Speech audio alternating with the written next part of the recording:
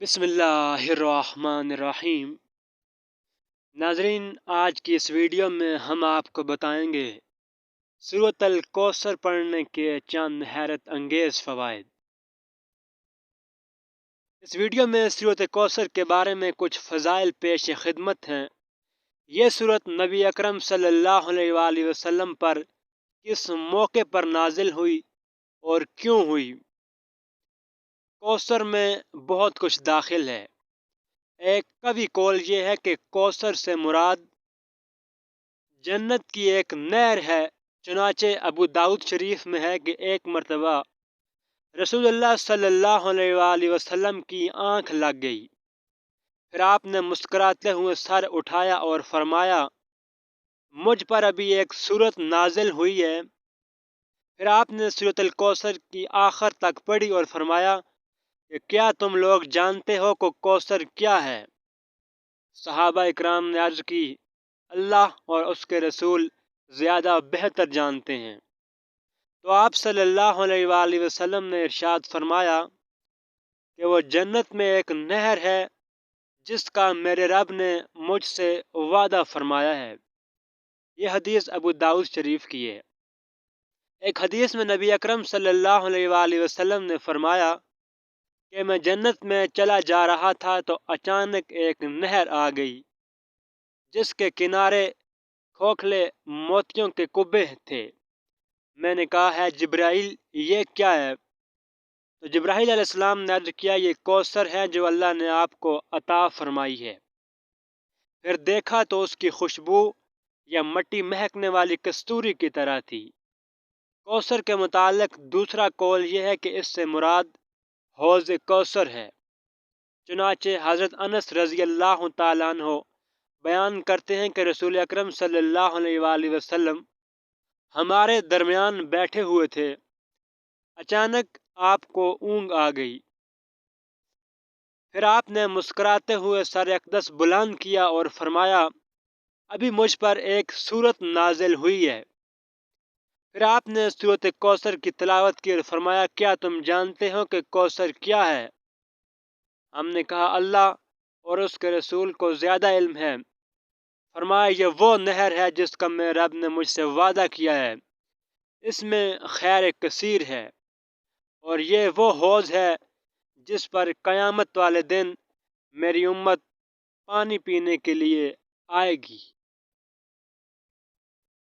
نہر کوثر جنت میں ہے اور حوض کوثر محشر کے میدان میں ہوگا۔ اس میں بھی جنت کے دو پرنالوں سے پانی گر رہا ہوگا۔ گویا حوض کا اصل بھی جنت والی نہر کوثر ہے۔ حوض کوثر کی شان میں مسلم شریف کی حدیث کا خلاصہ یہ ہے کہ اس کے برتن تاریک رات میں صاف روشن آسمان پر چمکنے والے ستاروں سے بھی زیادہ ہیں۔ جو اس سے آب کوثر پیے گا وہ کبھی پیاسا نہ ہوگا۔ اس حوض کی چوڑائی اس کی لمبائی کے برابر ہے۔ جتنا عمان سے ایلا تک فاصلہ ہے، اس کا پانی دودھ سے زیادہ سفید اور شہد سے زیادہ میٹھا ہے۔ نہر کوثر اور حوض کوثر بظاہر دو قول ہیں، لیکن حقیقت میں یہ سب ایک ہی قول کا حصہ ہیں، اور وہ ہے خیر کثیر۔ چنانچہ صحیح بخاری میں حضرت عبداللہ بن عباس رضی اللہ تعالیٰ عنہ کا قول ہے کہ کوثر سے مراد وہ خیر ہے جو اللہ نے نبی اکرم صلی اللہ علیہ وسلم کو عطا فرمائی۔ راوی کہتے ہیں کہ میں نے سعید بن جبیر رضی اللہ تعالیٰ عنہ سے پوچھا کہ لوگ تو کہتے ہیں کہ وہ جنت میں ایک نہر ہے۔ اس پر اس نے جواب دیا کہ جنت میں جو نہر ہے وہ بھی اس خیر میں شامل ہے جو اللہ نے آپ کو عطا فرمائی۔ یہ حدیث بخاری شریف کی اس حدیث کو نقل کیا ہے۔ مجموعی طور پر کوثر کی تفسیر میں تقریباً 30 اقوال ہیں، اور در حقیقت یہ ہے کہ نبی اکرم صلی اللہ علیہ وسلم کو بے انتہا خیر عطا کی گئی جس میں سب چیزیں داخل ہیں۔ مثلا خیر کثیر میں قرآن مجید بھی یقیناً داخل ہے کہ اس سے عظیم خیر اور کیا ہوگی۔ یوں ہی نبی اکرم صلی اللہ علیہ وسلم کو اعلیٰ درجے کی حکمت بلکہ حکمتوں کے خزانے عطا کیے گئے، اور حکمت کو خود قرآن نے کثیر فرمایا ہے۔ یوں ہی جوامع الکلم یعنی کثیر معانی کو چند لفظوں میں سمانے کی صلاحیت عطا کی گئی۔ الغرض فرمایا کہ ہے حبیب، بے شک ہم نے تمہیں اور ساتھ ہی ساتھ اس صورت کے فضائل بھی پیش کیے ہیں۔ سورۃ کوثر کو پڑھنے سے دنیا میں کیا فضائل اور برکات حاصل ہوتے ہیں، اب ہم آپ کو یہ بتا دیتے ہیں۔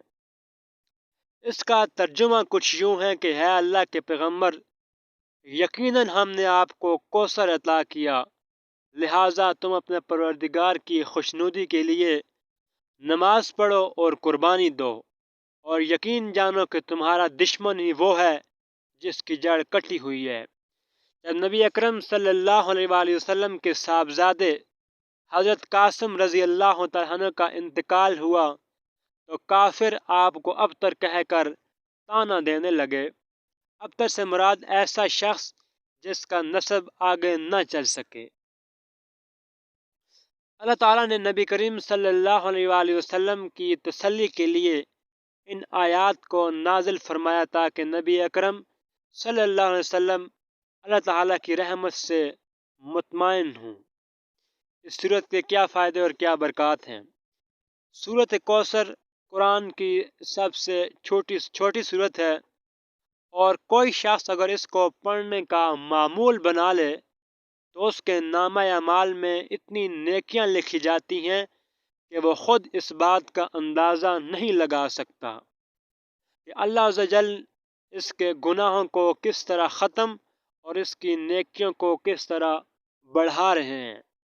اور اس کے علاوہ اگر کوئی شخص روزانہ صبح اٹھ کر فجر کے بعد 33 مرتبہ اس کو پڑھنے کا معمول بنا لے، سورۃ کوثر کا ورد کرنا شروع کر دے، تو اس کی ہر جائز حاجت پوری اور ہر جائز دعا قبول فرمائی جاتی ہے، اور اس کی تمام مشکلات ختم ہوتی ہیں، اور جتنے یہ چاہیں ان کے تمام معاملات اور ان کی تمام دعائیں آہستہ آہستہ قبول ہونا شروع ہو جاتی ہیں۔